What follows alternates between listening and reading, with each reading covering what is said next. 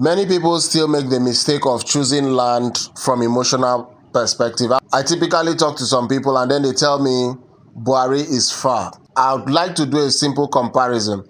Telling me that Buhari is far, that is why you don't want to invest, is like saying, oh, I cannot invest in Dangote refinery because it is in Lagos. Does that make sense? You see how it doesn't make sense?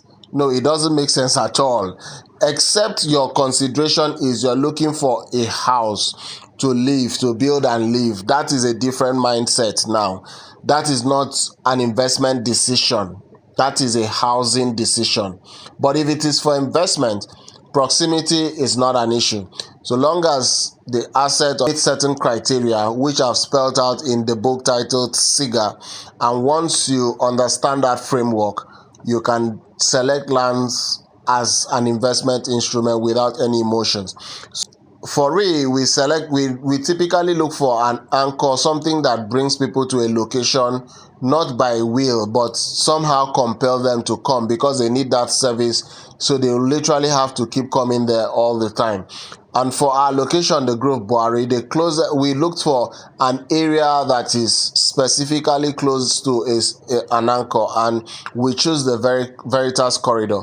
2-point-something kilometers away from Veritas is where our current location is. On that street, we also have the Veritas Sisters Quarters, which also is about 1.4 kilometers away from us. So that shows us that if a Catholic institution selected this area, something is coming here. That is a clear indicator. That is how you select early stage lands, because when a land is in early stage, it does not yet have the proofs, the results that typical emotional buyers buy from.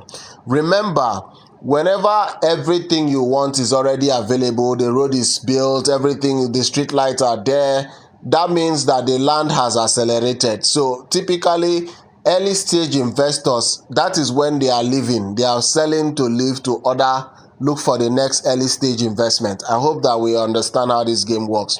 That is how even you trade shares. You do your fundamentals and technical analysis, look for a thriving company with high potential. Once that company realizes that potential, you sell and you move on to the next one. No emotions. So it's the same thing even to selecting land.